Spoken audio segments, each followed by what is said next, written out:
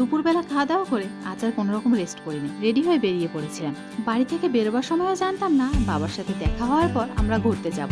বেরোবার পর ওয়েদার থেকে হঠাৎই ঠিক হলো একটু দেরি করে বাড়ি ফিরবো। প্রথমে তো গিয়েছিলাম বাবার কাছে, সেখানে গিয়ে বাবার খাবারটা দিয়ে চলে গিয়েছিলাম দুজনে মিলে ঘুরতে।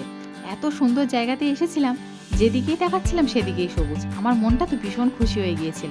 তারপর মনে হলো চলো এখানে একটু স্কুটি চালানো শেখা যাক। এরপর তো আমি স্কুটি চালাতে শুরু করি। ভীষণ ভয় করছিল, কারণ অনেকদিন আমি সাইকেলটাও চালাইনি। ও ছিল আমার সঙ্গে, ওই আমায় গাইড করে দিচ্ছিল।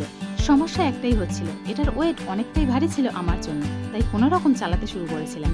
চালাতে শুরু তো করেছি, বেশ ভালো চালাতে পারছিলাম, কিন্তু সমস্যা আরও একটা হচ্ছিল, আমি ব্রেক মারতেই পারছিলাম না।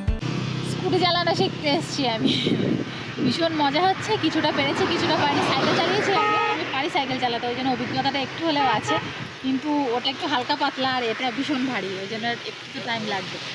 আশা করছি আগামী 1 বছরের মধ্যে আমি স্কুটি চালানো সঠিকভাবে শিখে ফেলবো।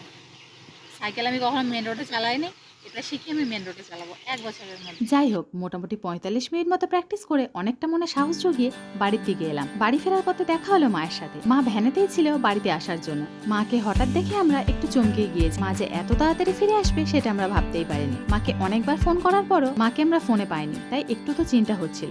মা গিয়েছিল পুজো দিতে।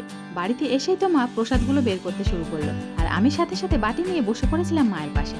আমি পূজা। আমার ব্লগ তোমাদের কেমন লাগছে জানাতে ভুলো না কমেন্টে।